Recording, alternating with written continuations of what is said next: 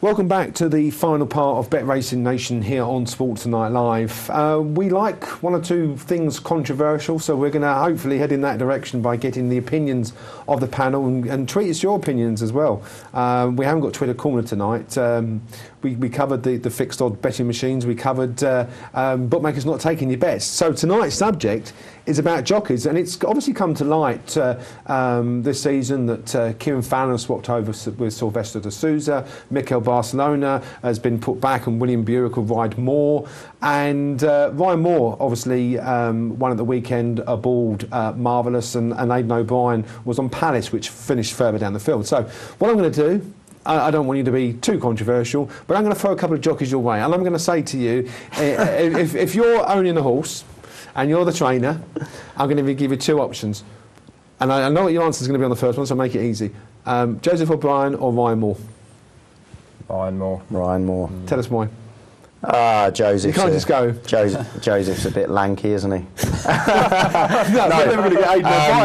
No. Look, Joseph's clearly a fantastic jockey, isn't he? You know, he's won classics, and arguably people say because he's on the better horses.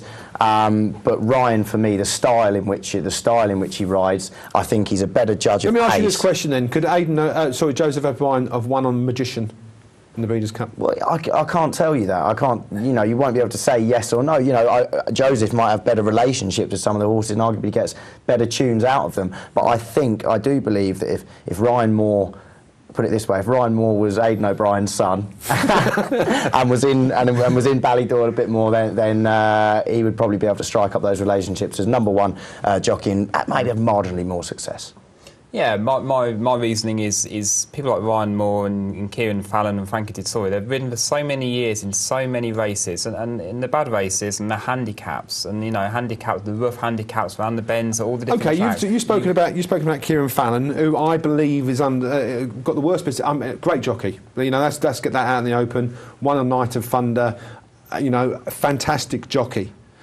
But did Silvestre de Sousa deserve to be told by whatever means it was that he was not going to be riding the main horses for Godolphin, and that Kieran Fallon will come in? Would that knock your confidence? And again, I'll ask you the question.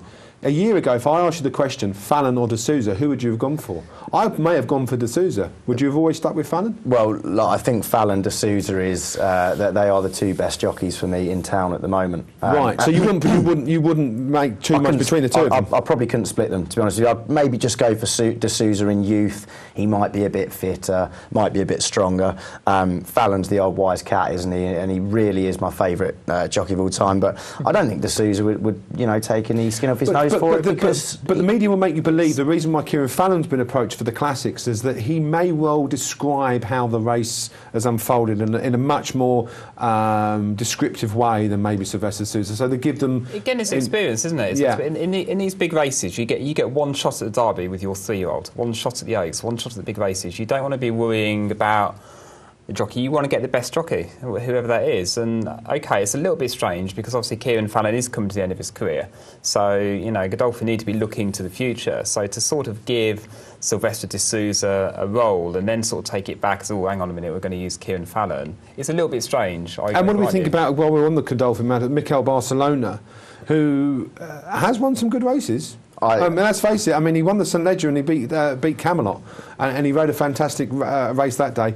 But Mikel Barcelona, the suggestion is that he will still ride, but that William Buick may ride a bit more, Martin Lane might run a bit more. How do you feel about that? Well, I can't have Martin Lane on my Godolphin horse. I don't know, he rode a bit of a shocker the other week at Ascot, I think it was.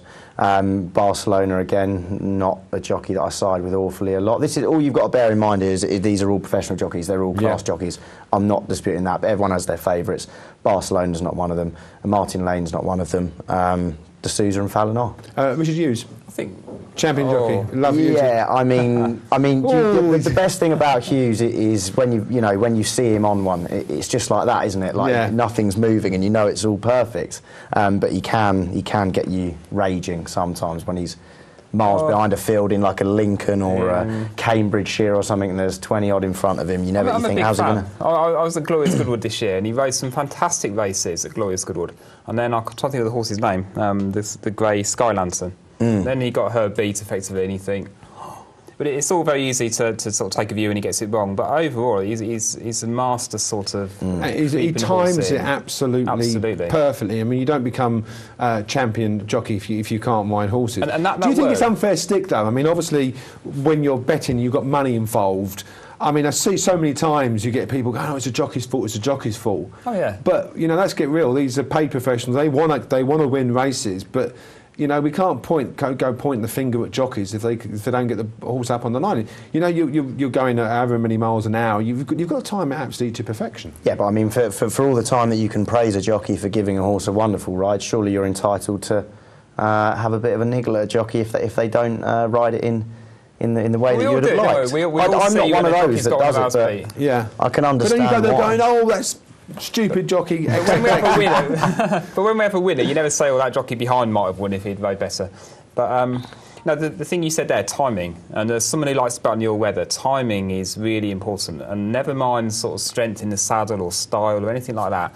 Timing can be really critical, and that's where you watch these big handicaps at Royal Ascot and that kind of thing. Especially in the flat game, do you think, as well? Absolutely, yeah. Before I talk to you, I know you've got an opinion about amateur jockeys against professional jockeys. I'll throw a couple more out there just for matter of debate. You own a horse, you've got Frankie Dettori, you've got Jamie Spencer. Who do you go for?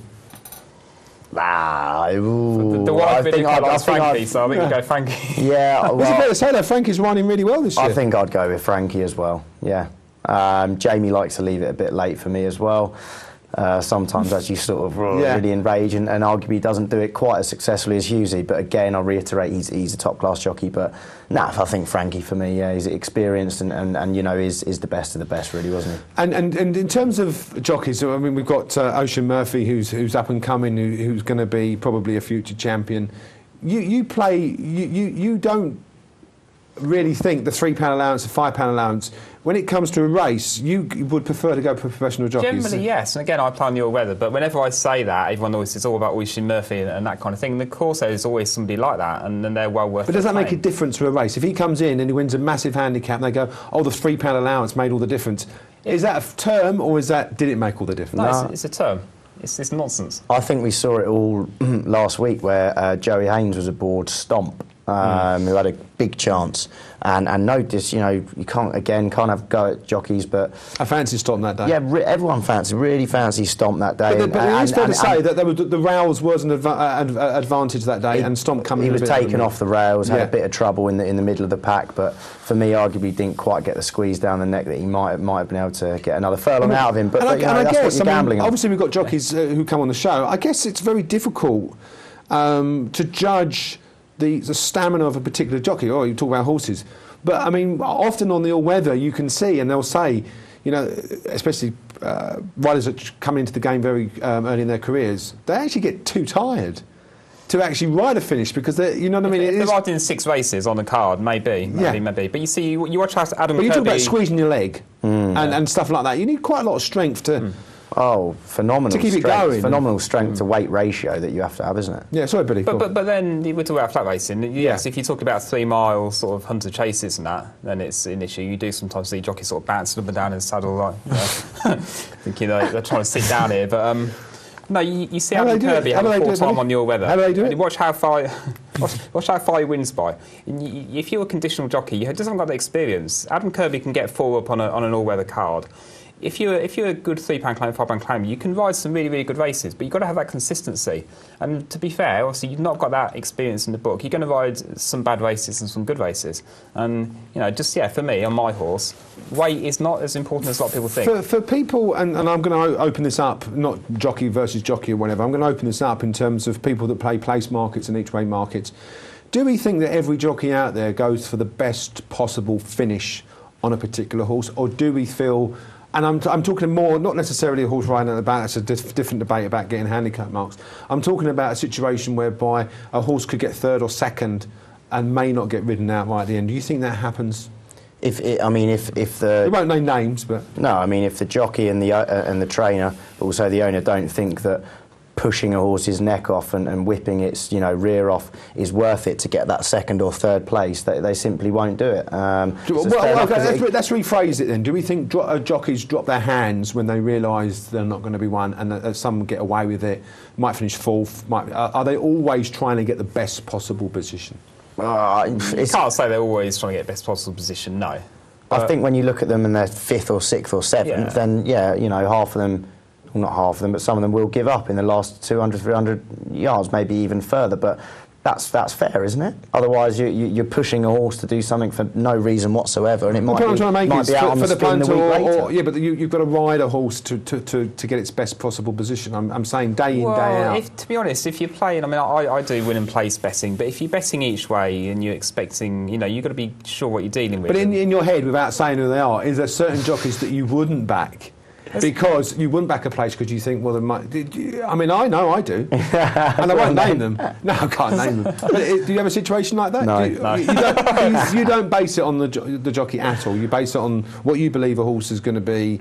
And do you? While we're talking on jockeys, do you favour jockeys? And what I mean by that is, you obviously got your favourites. You said, the best out there, Fallon. Do you go for that? Do you ever look at the jockeys against the other jockeys? Do you look at that? Jockeys against courses I look at. So some jockeys will ride a certain type of course or a certain course better than others, and a top jockey will have certain situations where it's not so good. And the same with sprint races, staying races. So as a tip then, example, course jockey, what would your concoction be? Well, Richard Hughes at Goodwood, I think, is second to none, especially over glorious Goodwood. Yeah. And the same thing applies to trainers as well. And I'm sure the top jockeys have that way of riding certain courses more than others. You look at Mark Johnston, there's 1 or 2 tracks, or 3 or 4, that he's got a dreadful record at. Air's one of them. Salisbury's another one. But unfortunately, Air and Salisbury went over 2 days last week. But then somebody like Franny Norton takes his rides at Chester, and it's a completely different ball game, isn't it? That's a perfect example of a jockey at a course. Now, Franny Norton, obviously, being from that away at Chester, you've got the Dascombe, and who rides for Dascombe? Kingsgate. Yeah, around Chester as well. So you are very much trainer-jockey orientated at particular courses. Mm-hmm. Well, especially Chester, but I don't know whether we want to sort of maybe talk about some jockeys that we're looking to back in the future, are we? Well, no, that's what I was going to ask you. I was actually going to ask you, for public out there, we know about Horse G. Murphy. I quite like Jason Hart. I know he's sort of a little bit under the radar and whatever. When he rides up north, I think he can ride well. Is there any jockeys that we've not mentioned that you think, well, you've got a future or you like back in I've got to mention Megan Carberry, because I had 2 good winners yesterday and I was due a 3rd, and just got touched off by Megan Carberry, and she's done incredibly well in a very short space of time. I know she's obviously from a racing... It wasn't the other one for Brian Ellison again, was it? And there's Rams, I backed some 240 Hamilton. Right, okay. Class 6 handicap. So you think she's definitely one for the future? She seems to be doing very well. And she probably is worth a £7 claim at the minute, so you can throw her at me and say I'm wrong. And yes, I would put her on my Tom, horse. you're sitting there gazing in the air, and is there anything else? Sean Levy, very good, especially sort of Lingfield.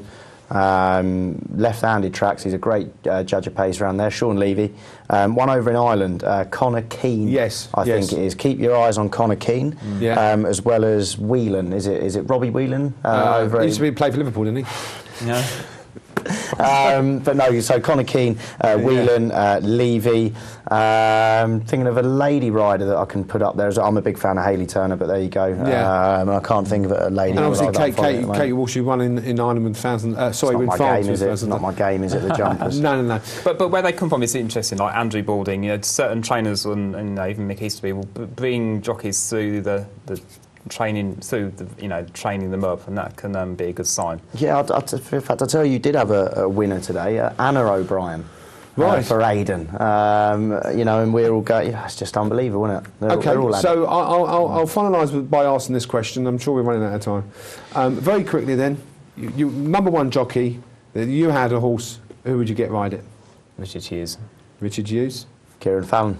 Kieran Fallon. Well, there you go. I'm sure that stirred a little bit of debate at home. For my part, I would have taken Kieran Fallon maybe 20 years ago. I was going to say maybe D'Souza, but I've got to stick with Fallon. I'd love to see him up there. I'd go with Billy, actually. I'd go with Richard Hughes, although I think Ryan Moore... Ryan Moore, Richard Hughes. Depends on if it's a hold-up horse, maybe Richard Hughes. We can't change our mind then. No. All right, well, Graham Gibbons is a good one as well.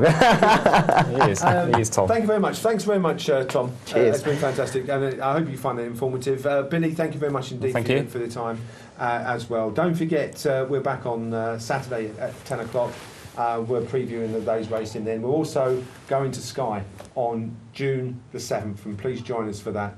We look forward to seeing you then. Thanks very much for joining us.